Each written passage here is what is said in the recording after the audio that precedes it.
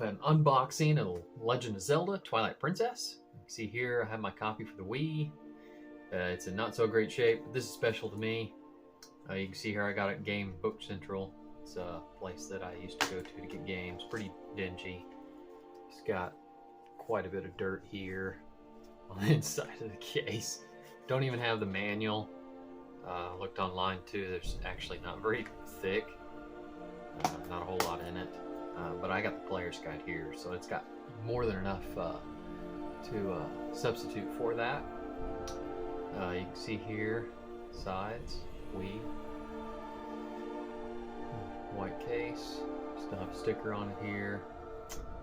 You can see here it says, become a legend, the biggest Zelda adventure of all time. Swing the Wii remote and nunchuck attachment to weld your sword and shield. This is one of the things I do remember whenever it came out for the Wii, using the Wii remote and the nunchuck. It just felt kind of interesting compared to previously using experience with just controllers, which is still my preference, is just using a controller. It's a fun little gimmick when it first came out. As far as replayability with it, just my opinion, I'm not super crazy about it. Fire projectiles with precision by simply aiming on the screen with the pointer.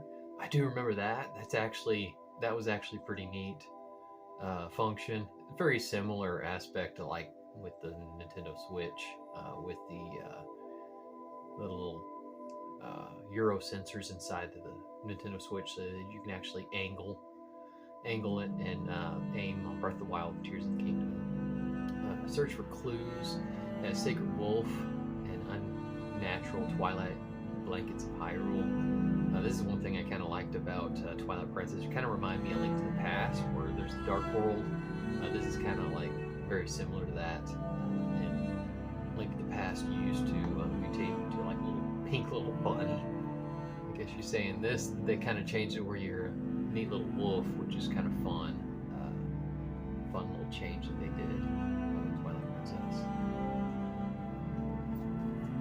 See here, the CD is actually in pretty good shape. I actually misplaced my original copy, and I had to pick it up, loose CD, found somewhere, pretty decent deal. See, it's in pretty decent shape. Here's the player's guide. Twilight Princess, it's an official Nintendo's player's guide. It's got the complete.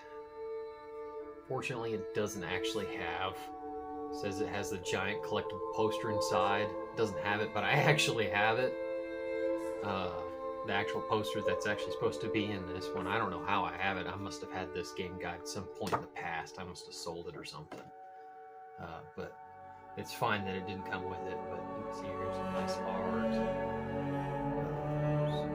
Of course, here all this different stuff to how to actually play the game. Which, like I was saying, it's not a big deal that I don't have the manual in the actual game case, because this stuff more than covers it. This is kind of a nostalgic thing, because, well, we just, in 2025, we just don't really get as much physical products and it's coming to games.